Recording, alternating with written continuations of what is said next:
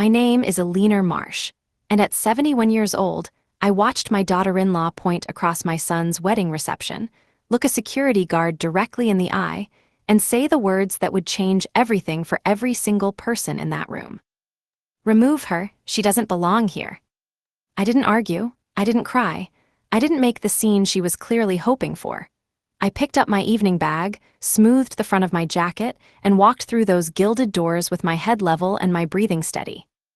But by the time the valet brought my car around to the front of that inn, something had shifted in me. Something that had been waiting a very long time to shift. The building they were all standing in, the one draped in white roses and candlelight for my son's wedding, had never truly belonged to the people celebrating inside it. They were about to find out exactly what that meant. Welcome to Her Stories. I'm Alina.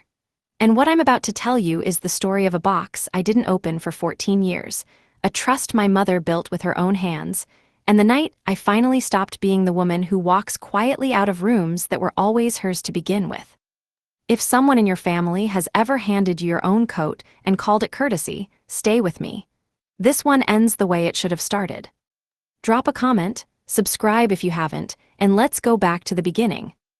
I need you to understand who I was before any of this happened, because the story only makes sense if you know the woman it happened to. I am not a dramatic person. I raised my son Marcus largely on my own after his father, and I divorced when Marcus was 9, in a small craftsman house in coastal Maine that smelled like wood polish and low tide. I worked as a municipal land records clerk for 22 years, which is exactly as unglamorous as it sounds and exactly as useful. I read property documents the way other people read novels. For pleasure, for pattern, for the thing hiding between the lines that everyone else skimmed over. My mother, Ruth Caldwell, was a different kind of woman entirely. She was a builder in the literal sense. In 1978, she bought a failing inn on the Pemaquid Peninsula with a small inheritance, a borrowed truck, and a stubbornness that her own mother had called a character flaw and she'd turned into a business model. The Caldwell Inn was 18 rooms and a leaking roof when she signed the papers. By the time I was old enough to help at the front desk, it had 42 rooms, a dining room that required reservations 2 weeks out, and a reputation for the kind of quiet, unhurried hospitality that people drove 3 hours to find. She didn't just run the inn, she was the inn. The way she moved through those halls, pausing to straighten a painting, stopping to speak to every single staff member by name, standing at the tall window in the front parlor each evening to watch the last light leave the water, was indistinguishable from the building's own heartbeat. She had a small carved sign she'd made herself and hung above that parlor window. White oak, hand-lettered, simple. What is built with intention outlasts the builder. I traced those words with my finger so many times as a child that I could feel the carved grooves in the dark. She died 11 years ago. Quickly, the way strong people sometimes go, a stroke on a Tuesday morning in October, gone before the ambulance arrived. She was 78 and had been at her desk reviewing the winter bookings when it happened.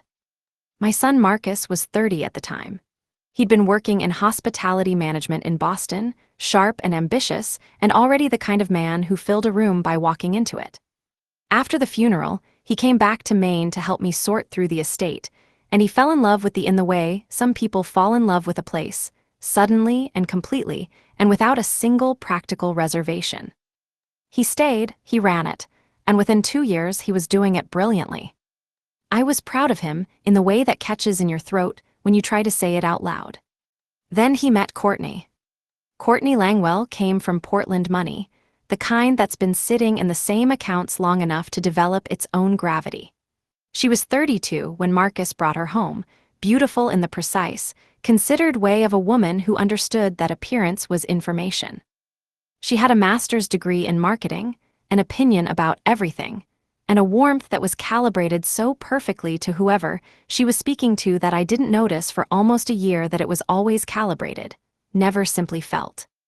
I tried, I want to say that plainly and without self-pity, I genuinely tried with Courtney. I brought wine when I visited. I complimented the changes she made to the inn's marketing. I said nothing when the dining room's name changed from Ruth's Table, what we'd called it since my mother opened it, to the Langwell room because Courtney felt it needed a fresh identity, and Marcus agreed.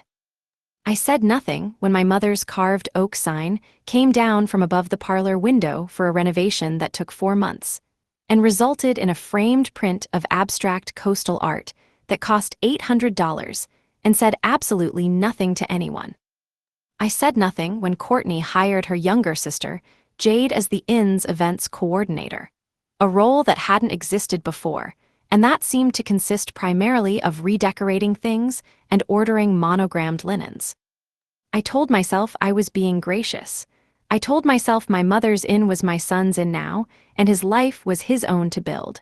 I told myself the silence was generosity. It was, until it wasn't. The wedding invitation came on heavy cream cardstock with gold letterpress. Marcus, Eli, Marsh, and Courtney Ann Langwell request the honor of your presence. Beautiful. Formal. The venue listed was the Caldwell Inn itself, which I thought was fitting and good, my mother's house dressed up for a celebration. There was a handwritten note tucked inside in Marcus's handwriting, not Courtney's. Mom, obviously your family. Front row. Love, M. Obviously, as if it needed saying. I should have understood then that it needed saying, because someone had been arguing otherwise. I didn't understand. I put on my mother's emerald green brooch, the one she wore for every occasion that mattered, and I drove to the coast, and I walked into the inn that my grandmother had built, and I smiled at the white roses everywhere, and I found my seat in the front row. And then I made the mistake of arriving 45 minutes early and wandering into the reception hall to see how it had been set up. Courtney found me there. I was standing at the tall parlor window, my mother's window, the one that looks straight out over the water, when I heard her voice behind me. "What are you doing in here?" I turned around. She was in her wedding dress, which was extraordinary, and her expression, which was not. "Just looking at the view," I said. "Your mother used to." "This area is for the bridal party," she said, cutting across me cleanly. "Guests wait in the garden." A pause that lasted exactly long enough to sting. "That includes family." The word family carried a particular weight, the kind you put on a word when you want the person to hear the quotation marks around it. I looked at her for a moment. I am 71 years old, and I have been looked down upon by people with considerably more practice than Courtney Langwell, and I have learned that the most powerful response is usually the most boring one. "Of course," I said, "the flowers are beautiful," and I walked back to the garden. I sat in the front row as instructed. I watched my son marry a woman who had looked at me through a window in my own mother's inn like I was trespassing. I smiled. I cried a little when Marcus said his vows, because they were genuine and they were his, and whatever else was true, he meant them. I thought the window incident was the worst of it. I was wrong by a significant margin. The reception moved inside after sunset. The dining room, Courtney's Langwell room, had been transformed into something genuinely lovely. I'll give her that. Candlelight, white roses, the old stone fireplace dressed with greenery. A string quartet in the corner. The kind of evening my mother would have admired professionally, even while noting 3 things she'd have done differently. I found my place card at a table near the back. Not the family table. Not the second table. The back of the room, between Marcus's college roommate's wife, whom I'd met once, and an elderly great-uncle of Courtney's who was hard of hearing and fell asleep before the first course was cleared. I sat down and understood with the complete, quiet clarity of a woman who reads documents for a living that this was deliberate. You don't accidentally seat the groom's mother at the back of her own family's inn. I ate the salad. I spoke pleasantly with the roommate's wife, whose name was Dana and who was perfectly nice. I watched my son across the room, moving from table to table with Courtney on his arm, both of them glowing, both of them looking young and certain in the way of people who haven't yet been tested by anything that costs them something real. I was deciding whether to leave early, graciously, with a quiet goodbye, when Courtney's mother Sylvia appeared at my elbow. Sylvia Langwell was 65, and had the manner of a woman who had spent 4 decades ensuring that every room she entered understood she was the most important person in it. She crouched slightly to speak into my ear, which was somehow more condescending than simply speaking. "Alina," she murmured, "Courtney asked me to mention, the family photos are happening in about 20 minutes, and she's keeping it just to her immediate family. She didn't want it to be awkward for you, so she thought it would be easier if you just. She made a small gesture toward the door. Easier if I left, I said. Sylvia's smile didn't waver. She's so thoughtful about these things. I looked across the room at my son. He was laughing at something, his back to me, his hand on his new wife's waist.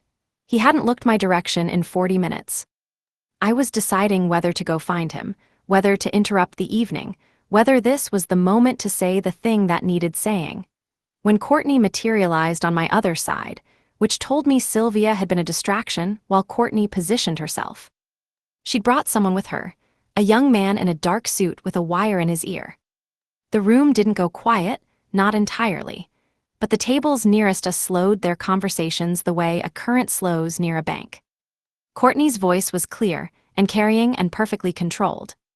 Security, please escort this woman out. She's been asked to leave and she's refusing. I had not been asked to leave. I had been maneuvered, positioned, and now publicly accused in a room full of wedding guests in my own family's inn. I looked at the security guard, who was perhaps 25 and visibly mortified. I looked at Courtney, who was watching me with the focused attention of a woman waiting for a reaction she could use. I looked for Marcus and found him across the room, finally turned toward us, his face a complicated map of confusion and something I recognized as the particular paralysis of a person caught between two loyalties who cannot move. He didn't come across the room, he didn't say a word. I picked up my evening bag. I said quietly, to no one in particular, lovely wedding. And I walked out.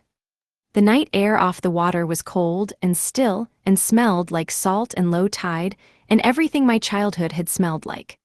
I stood at the top of the inn's front steps while the valet went for my car, and I looked out at the dark water and I breathed. Past the dock, the old bell buoy rang. The same low, steady note it had rung every evening of my childhood. My mother used to pause whatever she was doing when that bell rang, no matter what. She said it was important to let the day know you'd heard it. Standing on those steps, I heard it. And for the first time in 11 years, I let myself ask the question I had been too polite, too careful, too determinedly gracious to ask. What exactly did my mother leave behind, and where did it go? I had assumed I knew.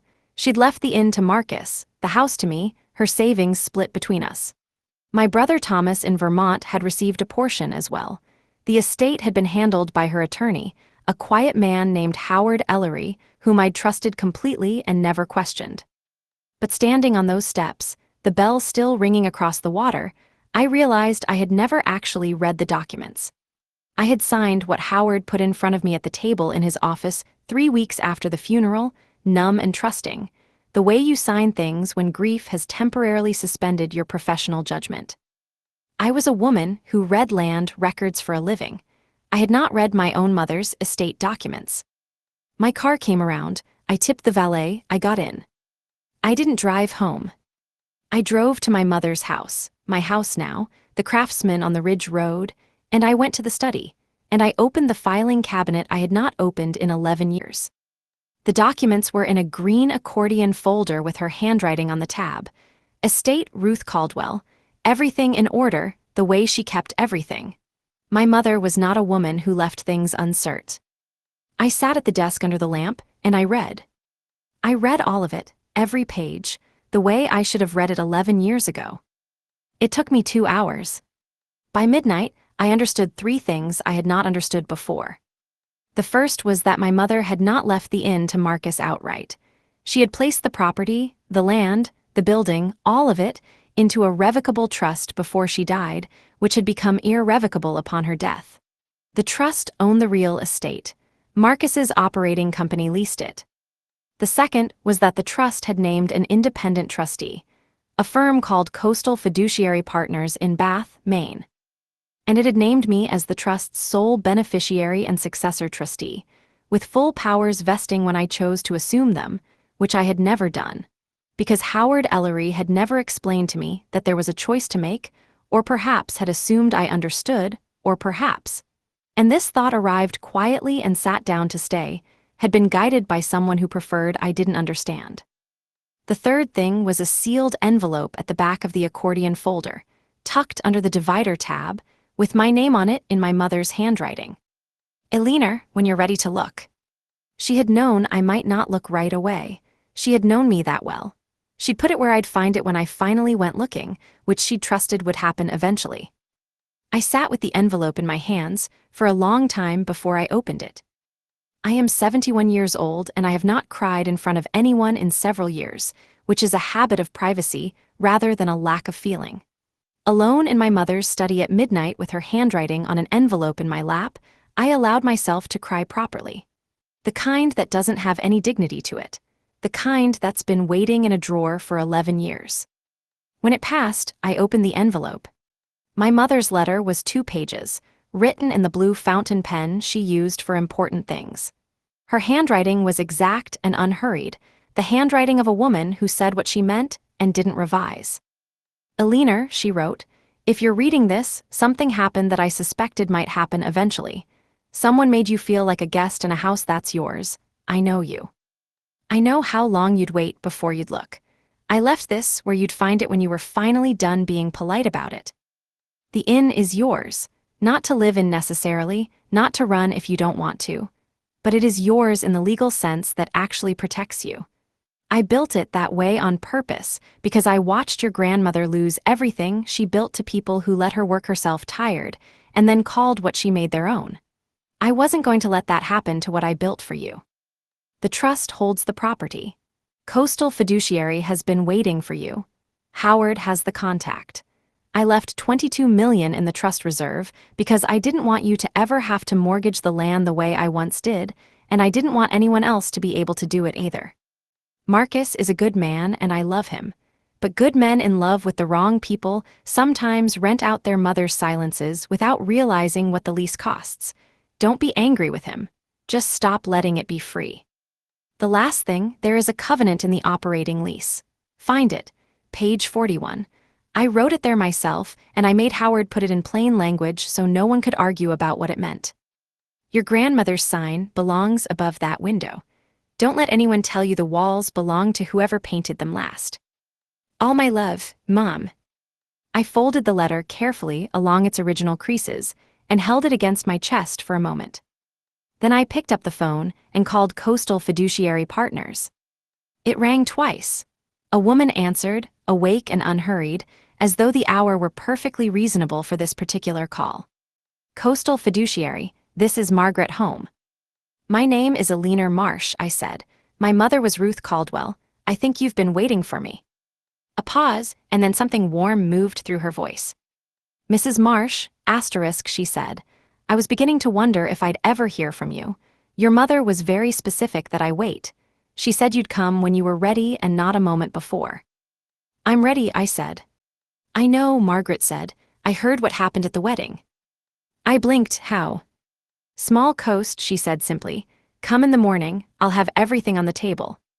Margaret Home's office was in a Victorian building on the Bath waterfront, 2nd floor, with the kind of organized chaos that signals genuine expertise. She was 63, silver-haired, with the careful hands of a woman who handled other people's important things and understood the weight of that. She laid the trust documents out the way a surgeon lays out instruments. Orderly, purposeful, everything in its right place. Your mother retained our firm in 2009, she said, 2 years before she died. She was thorough. People who have built things from nothing usually are. They understand that what you don't document, someone else eventually claims. She walked me through the structure methodically. And as she did, the full picture assembled itself in my mind with the particular clarity of someone who has spent decades reading documents. The trust owned the Caldwell in land and building. It always had. My mother had structured it before she died so that the real estate was permanently separated from the operating business. Marcus's company, Marsh Hospitality LLC, later rebranded as the Langwell Collection when Courtney joined the operation 2 years ago, a rebranding I had been informed of by text message, leased the property from the trust. The lease was long-term. The rent was modest by design, my mother's gift to her grandson, but the lease had terms. Page 41, I said. Margaret looked up. You found the letter. Last night. She turned to page 41. The covenant was half a page, written in the plain language my mother had apparently insisted upon over Howard Ellery's objections. I read it without hurrying. The operating company agreed, as a condition of the lease, to maintain the property's founding identity, specifically the name Caldwell Inn or any name that included the Caldwell family designation, the preservation of all original commemorative elements installed by the founding owner, including signage and named programs, and the continuation of the Ruth Caldwell Culinary Scholarship, a program my mother had established for local students, funded from the trust's annual income. Any material change to any of these elements required the written consent of the property owner. The property owner being the trust.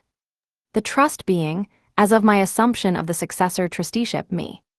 The Langwell collection, I said quietly. Is a breach *, Margaret confirmed. The rebrand was executed without any communication to this office. We sent 2 letters. They were not answered. They were answered once by someone representing himself as the trustee's authorized agent, which was not accurate. Your father, excuse me, Marcus, had no authority to authorize a response on behalf of the trust. His co-trustee role was specifically limited to operational approvals. She paused. We have the correspondence. It's in the file. I thought about Courtney's sister Jade, who had the title of brand director. I thought about the Langwell room where Ruth's table used to be. I thought about the abstract coastal print on the wall where my grandmother's carved oak sign used to hang. The scholarship, I said. Margaret's expression shifted slightly. Discontinued 18 months ago. The trust income that funded it has been redirected. The operating company submitted a request claiming the scholarship program had concluded its original mandate and the funds should flow to general operations. The request was submitted by the same agent who responded to our rebrand letters. And your firm approved that. We did not *, she said firmly. We denied it in writing. The funds remain in the trust, untouched, accruing. $22 million in reserve as your mother instructed, plus the scholarship income, which has been held pending resolution. I sat with that. My mother's scholarship money, meant for young people who wanted to learn to cook the way she'd learned, by working and watching and refusing to give up, had been held in suspension for 18 months because someone had tried to redirect it and Margaret's firm had said no. Who submitted the request? I asked. Margaret opened a second folder. The authorization signature is Marcus's. The accompanying letter, however, she slid it across the table, was drafted on letterhead for Langwell Brand Consulting, Courtney Langwell's firm. I read the letter. It was professional and persuasive, and built on the premise that the original scholarship had served its purpose, and that the trust should now prioritize operational flexibility. It was also, I recognized with a professional's cold clarity, a deliberate mischaracterization of the trust's terms, made in a letter to a fiduciary by someone who either hadn't read the trust document or was hoping the fiduciary hadn't. Margaret Home had read the trust document. She didn't know about the covenant, I said, not quite a question. I don't believe so, Margaret said. Very few people knew the trust existed at all. Howard Ellery knew. I knew. Your mother, obviously. She was quite deliberate about keeping it private until the right moment. A pause. She said she didn't want to hand you a weapon. She wanted to hand you a choice. I recognized the phrasing from the letter. She used those same words to me. She used them to me as well. Margaret folded her hands. So, Mrs. Marsh, you are 71 years old and you are the named successor trustee of a trust that holds a property, its land, and $22 million in reserve. Your mother's operating lease has been materially breached in 3 documented ways. A loan is not in play at present, but the operating company is in early conversations with a regional lender about expansion financing. We received the preliminary inquiry 2 weeks ago as part of the trust's standard notification rights. She paused. If they move forward and represent the property as collateral, which they would need to in order to secure meaningful financing, they would be misrepresenting ownership to a lender. How far along? Early stages, weeks not months. I looked at the documents spread across Margaret's table. The trust instrument, the lease with its covenant, the correspondence file, the scholarship fund records, the preliminary loan inquiry. My mother had built a structure so careful and complete that it had held for 11 years without me doing a single thing to protect it. She'd protected it herself, in advance, from the grave, through the simple mechanism of putting the right words in the right documents and trusting that eventually her daughter would come looking.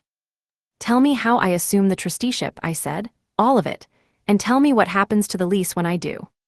Margaret smiled for the first time since I'd arrived. It was a small smile, precise and satisfied. "That," she said, "is exactly the right question. I want to stop here for a moment, because I know some of you are doing the same thing I was doing in that chair. You're thinking, just do it, sign the papers, take it all back right now." I felt that. Every professional instinct I had was pointing in the same direction. But I also had my mother's letter in my jacket pocket, and her letter said something specific about what kind of person to be when this moment arrived. "Don't fight them, Eleanor. Just let the truth be louder than their version of it." So I didn't sign that morning. I made Margaret walk me through every page, every provision, every implication and contingency, the way I would have walked a client through a closing on the most important transaction of their life. Because that's what it was. I went home, I slept. In the morning, I read page 41 again, and I found something I'd missed in my first reading, something small and completely devastating. My mother, in her covenant, had included a clause about the physical preservation of original architectural features and commemorative installations. And she had, specifically, listed the carved oak sign above the parlor window, not by description, by name, in quotation marks, with the full text of the inscription. "What is built with intention outlasts the builder." She had written her own sign's text into a legal document. She had made removing it a breach of contract. I called Margaret. "I found another one," I said. "The sign," Margaret said. Yes, she was very thorough. "Where is it now?" A pause. "According to the inventory we requested under the trust's inspection rights, it's in the in storage. 3rd floor." My mother's sign, in storage, replaced by an $800 abstract print. "Margaret," I said, "I'm ready to sign." The documents we prepared over the following 4 days were not dramatic. That was the whole point. They were clean and correct and unarguable, which is the most powerful kind of document there is. An acceptance of trusteeship, formally vesting all rights in me as sole successor. A notice to the co-trustee, Marcus, that his limited interim role was concluded by the trust's own terms. A certification of trust for the property records, establishing clearly on the public record who owned the Caldwell in land and building. A formal notice of default under the lease, citing 3 specific breaches with dates and documentation: the rebrand, the scholarship redirection attempt, and the removal and storage of the protected signage. And a letter to the regional lender who had received the preliminary loan inquiry, putting them on notice, gently but unambiguously, of the actual ownership structure. I signed everything on a Wednesday morning at Margaret's office, with the trust document open beside me and my mother's letter in my jacket pocket. The most important thing I had done in years made no sound at all. Then Margaret's office began distributing the documents, and I drove to the coast, and I took a walk on the water road, and I let the day be quiet for a little while. My phone started ringing at 2 in the afternoon. I put it face down in the passenger seat and drove home. I made dinner, I read for an hour. I washed my coffee cup and watered the plants on the kitchen windowsill. Then I sat down at the kitchen table and turned the phone over. 72 missed calls. I'm not going to pretend I wasn't moved by that number. Not because it meant they cared, but because it meant the truth had arrived and they'd felt it land. Marcus 11 times, Courtney 14 times, Jade Langwell 7. A number I didn't recognize that turned out to be Sylvia Langwell, Courtney's mother, 3 times, 2 calls from a law firm in Portland, 5 from a number identified as Marsh Hospitality Main Line. And then, at the end of the list, a single call from a number I did recognize. My brother Thomas in Vermont, who called me on birthdays and major holidays, and apparently also on the afternoon the ground shifted. I called Thomas back first. "Eleanor asterisk," he said, "I heard." "From whom?" "Marcus called me, he's frightened, Elle." Thomas paused, he didn't know. about the trust structure, about any of it. I sat with that. I believe you asterisk, I said. Because I did. Marcus was many things, but he was not a careful enough reader to have understood what my mother had built and kept it secret. If he'd known, he'd have told Courtney, and Courtney would have tried to dismantle it years ago. The thing Courtney had built at that inn, she'd built on a misunderstanding. She'd believed the property was theirs because she'd never been given a reason to believe otherwise. That didn't make the breach acceptable, but it changed the shape of what had happened. "What are you going to do?" Thomas asked. "Put things back where they belong," I said, "and then decide what comes next." I put the phone down and listened to the voicemails. Margaret had been right that the lender contact would move quickly. 2 of the messages were from the Portland law firm representing Marsh Hospitality, both formal and alarmed, requesting an urgent conversation about the trust documents Margaret's office had transmitted. The loan conversation had apparently advanced further than asterisk early stages. There had been a term sheet. The term sheet was now on hold pending title clarification. $40 million, according to the second message, on hold. Courtney's messages moved through stages the way weather moves through a coast. The first 3 were controlled and professional. "Alina, there seems to have been a misunderstanding. I'd love to speak with you." The kind of messages you leave when you're hoping a problem can be contained if you're careful and quick. The middle ones were warmer, more personal, tilting toward conciliatory in a way that would have been persuasive if I hadn't spent 30 years reading the structure beneath what people presented. "We're family. Let's sit down. I know this wedding night wasn't what any of us wanted." The last one was from 11:15 at night, and the warmth was gone.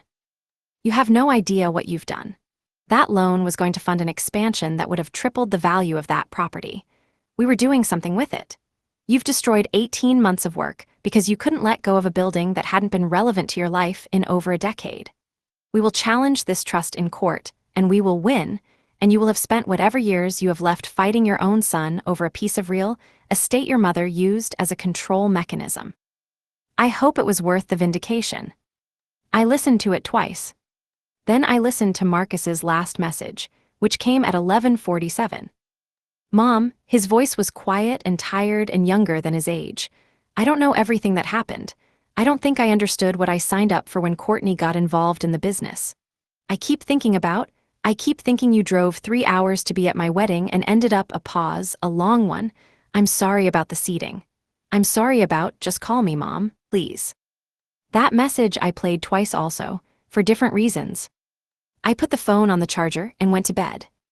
At 12:40, the knock came. 3 of them in the hallway of my house, which is a 30-minute drive from the inn, which tells you how urgently they'd left. I looked through the peephole. Marcus, still in his wedding suit jacket.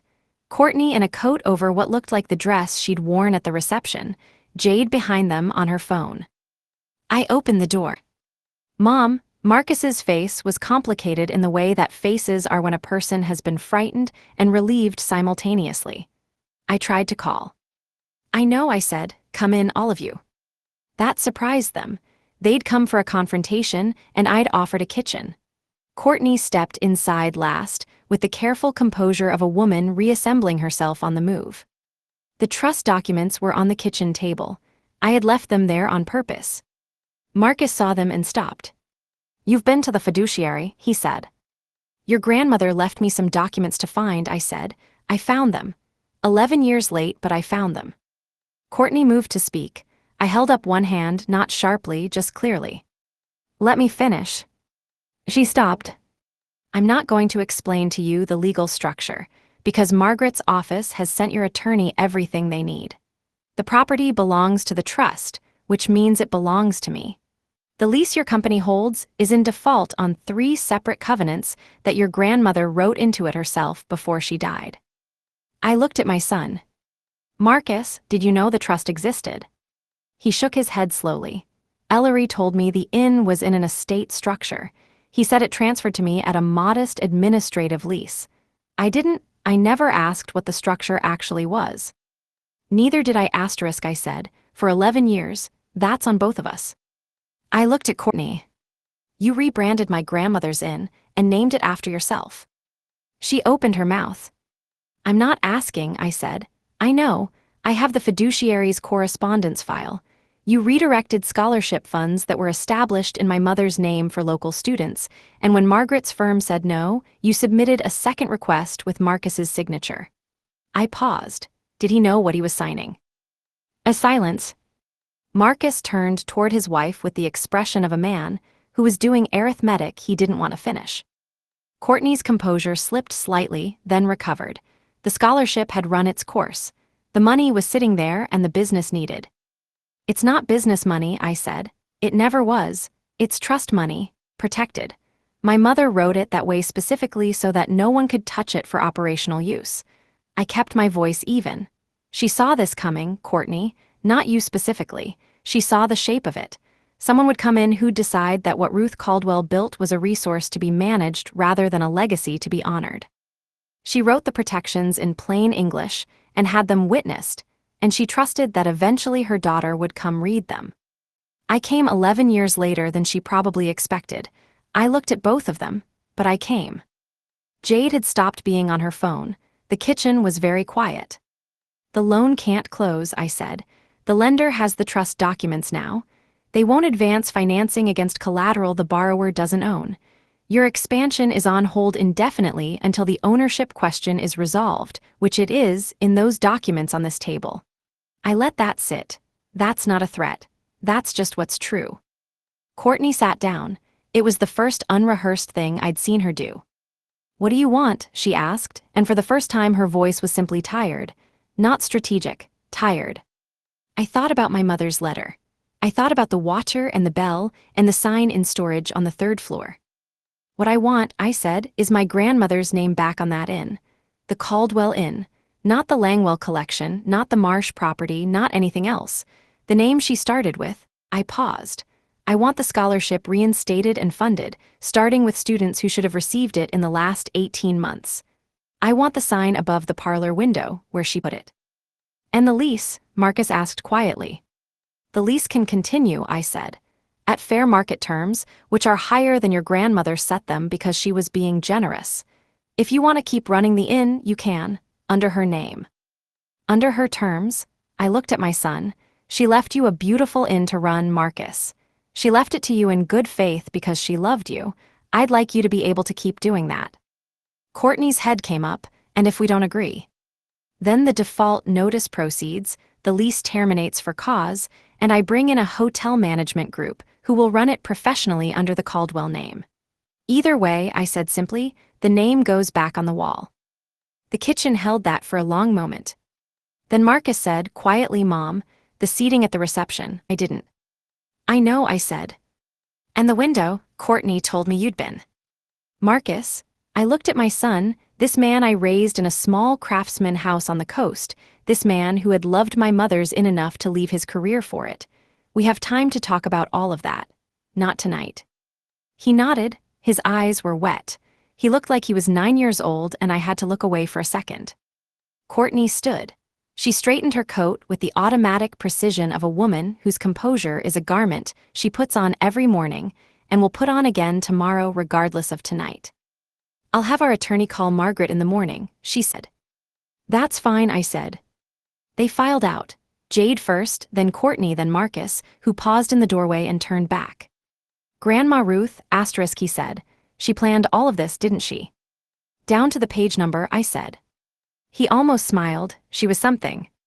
She was, I said, so was the sign she made. Let's get it back where it belongs. He nodded once, and then he was gone. I closed the door and leaned my back against it, and let the silence of my own house settle around me. Then I went and made tea, and I sat at the kitchen table with the documents and my mother's letter, and I listened to the quiet. The resolution took 3 months, which is fast by legal standards, and felt slow in the way that all corrections feel slow after a long mistake. The lease was renegotiated at fair market terms. The Langwell collection name was retired. The inn is the Caldwell Inn again, which is what the sign on the road says and what it says on the website and what the staff, several of whom had been there since my mother's time, seemed visibly relieved to be saying. The Ruth Caldwell Culinary Scholarship was reinstated. The first cohort under the Restored program included 4 students who'd been waitlisted during the 18 months it was on hold. One of them, a 20-year-old from Damariscotta named Petra, wrote me a letter that I keep in my desk beside my mother's. The carved oak sign went back above the parlor window on a Thursday morning.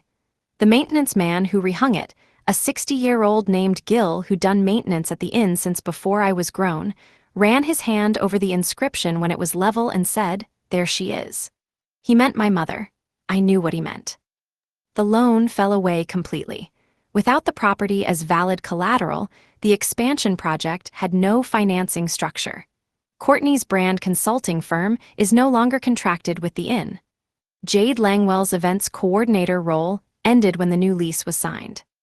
Marcus runs the inn. He's good at it. He always was.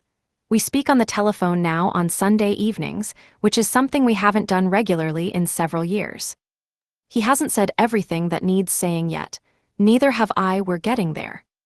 Courtney and I have not spoken since that midnight kitchen. I don't expect we will soon. There's a version of that relationship that might find its way to something functional eventually, and I hold the door open for it without forcing it. She did real harm, and she also did it within a structure she didn't fully understand, and both of those things are true simultaneously. I have not charged Marcus with the default. The notice gave him the choice, and he chose the right path. My mother, I think, would have wanted that. She built the fence to protect, not to punish. I drive to the coast most weekends now. I sit in the parlor by the tall window, the one that looks out over the water, and I do whatever I feel like doing, reading, or just sitting, or talking to whoever is working the desk. The staff have gotten used to me being there in a comfortable, unremarkable way, which is exactly right. At 6 o'clock, the bell buoy rings. Every evening without fail, the same low, steady note across the water. I stop what I'm doing when it rings, every time, the way she taught me. My mother's sign is back where she put it. The letters catch the afternoon light the way they always did. What is built with intention outlasts the builder. I don't trace the letters anymore with my finger. I just look at them, and I think about a woman who understood, years before she needed to, exactly what was worth protecting and exactly how to protect it. She didn't fight anyone, she just wrote it down. She left me the tools and trusted me to be ready to use them when the moment arrived. I was 11 years late. She'd accounted for that too. People ask whether I forgave Courtney for the wedding, for the security guard, for standing in my grandmother's inn in my grandmother's parlor and saying, in front of a room full of witnesses, that I didn't belong there. It's not the question I spend time on. Forgiveness is for my own peace, and my own peace arrived the morning Margaret home laid those documents on the table, and I understood what my mother had done. The boundary isn't built on forgiveness or on resentment. It's built on a deed and a covenant and a name on a wall.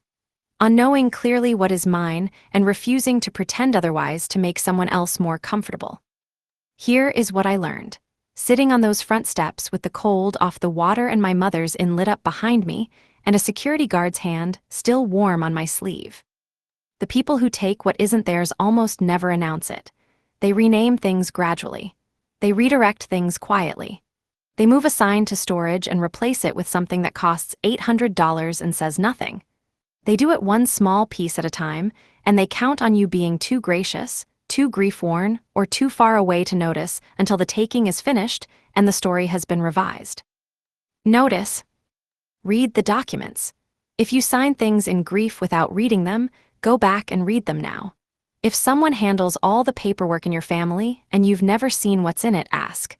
You are allowed to know the details of your own inheritance, your own property, your own mother's intentions for what she built. My mother trusted me with something she spent a lifetime building. She trusted me enough to wait. She put it in a folder in a filing cabinet in a study I hadn't opened in 11 years, and she trusted that eventually I would stop being polite about the wrong things and go look. I did. 11 years late, I still did it. And if your mother, or your grandmother, or the woman who built something with her own stubborn hands and left it for you, if she left something in a folder you haven't opened yet, go open it. You might own more than they ever let you believe. That's my story, one signature on a Wednesday morning, one sign back above a window. One bell across the water at 6 o'clock that I finally stopped being too polite to hear. This is her stories. If this reached you somewhere that needed reaching, share it with someone else who needs to hear it tonight. Drop a comment. Subscribe if you haven't already. And I'll see you in the next one. The quiet ones always have the most to say. They've just been waiting for exactly the right moment.